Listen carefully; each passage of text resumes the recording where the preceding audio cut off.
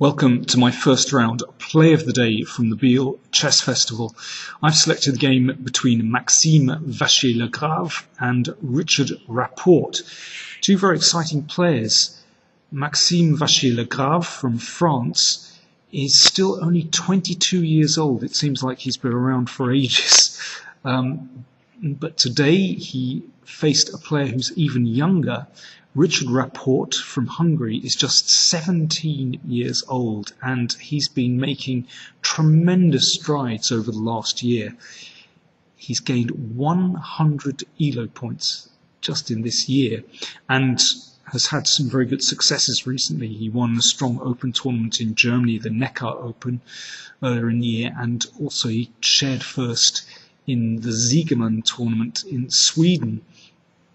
Let's see how they got on. So Vachier-Lagrave with the white pieces, and it's a Spanish. And now Rapport played this unusual move, knight d4. This is the so-called Bird's variation, named after Henry Bird, one of the greatest English players in the 19th century. And it's seen rather rarely at this high level. But, well, an interesting choice from Rapport. He has played this before, but I think it's probably a good choice against Vachier-Lagrave, who's very well prepared. So this just gets him out of his sort of normal routine. And already we've got an unusual position on the board. You know, this structure with the pawn on d4 is, well, it's just out of the ordinary, basically. And now there are several ways for white to play. You can try and break down this center point with c3. You can play with d3 and then perhaps with f4. Vachier-Lagrave played b4. Well, this really is like something out of the 19th century. If this pawn is taken, then it looks rather like an Evans gambit, actually. And here, bishop b2. And, well, for example, after this, then c3, and we're just exchanging off this pawn, and white has a fantastic lead in development. So Rapport declined this pawn with bishop b6.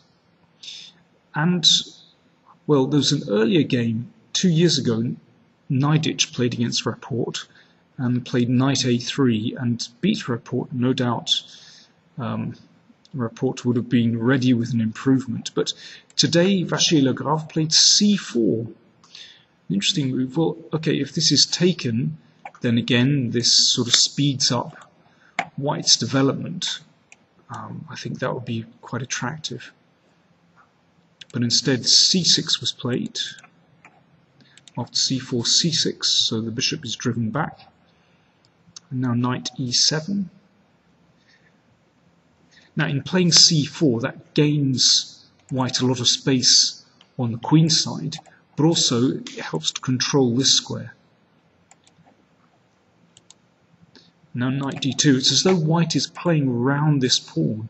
And I think black has to play quite precisely here if he's going to get a decent position. So for example, if d6, then f4, and I think white's initiative is, well, potentially rather strong. You know, I think if white gets in f5, then this is a very strong kingside attack. Of course, this can be blocked, but even so, I think white's position is quite attractive. So d5 was played, and this looks like a good move to try to gain counterplay. Vachier-Lagrave took, and now rook e1. Okay, this is a little bit, black is a little bit sensitive on the e-file. You can see that the bishop controls e8, so black can't challenge at the moment. And round about here, well, I thought white could be doing rather well, but it's very interesting how Rapport managed to generate play in this position. Well, suddenly, you know, black's pieces, black's bishops are trained on the king side. So knight f3, okay, seems like a good idea to protect the king side. Knight g6. And now Vachier-Lagrave was worried about bishop g4. And this pin could be rather annoying. So he played h3.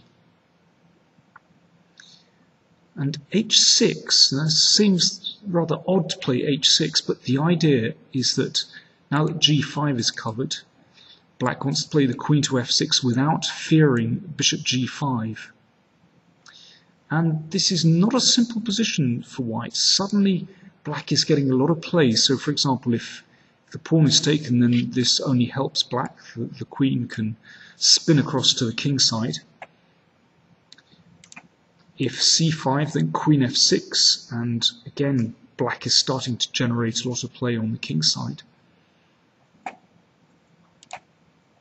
So Vachier-Lagrave played bishop b2. Well, this is quite a testing move. Of course, if white can take this pawn, could be a clear pawn up for nothing, but, well, Rapport, well, at first he thought, well, maybe he should just give up a pawn with knight f4, and black certainly has compensation there. You know, the knight is very strong here. But he went for bishop takes h3, a shocking move, and after the game, Vachier-Lagrave said, well, he'd considered this move, but he thought somehow it must be losing. But no. Here, the follow-up is very important. If knight f4, then it's possible to, well, let me see, just move the knight back to h2, and the queen can come in and defend. Or, no, maybe even better, no, it's just to play bishop c1, actually. Because after this, then the king comes up, and, well, if the knight comes back, you just hack that piece off, and white should be able to defend that. So yes, after knight f4, bishop c1 is a good move. But instead, queen c8, a very subtle move indeed. Just stepping to the side and with the idea queen h3 and knight f4 and so on. And now white has to trade very carefully. At first, I was analysing this game, you know, live, and at first I thought bishop d4 might be okay, but after queen h3 and after this move, well, just queen g4 check, and white has to be a little bit careful here. It's easy to lose. If bishop g3, well, you can just take this, and, well, how many pawns is it? It's 3 pawns at the moment, and perhaps you can just move your rook to d8. This is very dangerous indeed. After queen g4, white has to tread carefully. So here, and if bishop h2, then knight h4, and we undermine the protection for this bishop here, and suddenly black is going to be winning. So yeah, bishop d4 is probably a bit dubious. Should be a draw. Sorry, in that position, instead of bishop h2, king g1, and should be a draw. But white has to be careful. So here, Vachier-Lagrave just played knight takes d4, and after this, now, mate is threatened with bishop h2, but white can defend with queen f3. And after this, it's a forced draw. Black has nothing better than to check on h2. And then they're repeating the position to draw.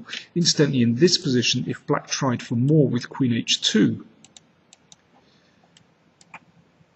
then, well, let's say knight h4, white can play queen g4, and let me see, queen g4, and this seems to be okay, because after this move, actually the king can run away, and actually the king is quite safe enough on the king side.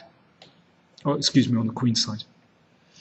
So, a short game, but a very interesting game. There was a lot going on, and yeah, just to repeat, the game ended like this, with draw by perpetual check.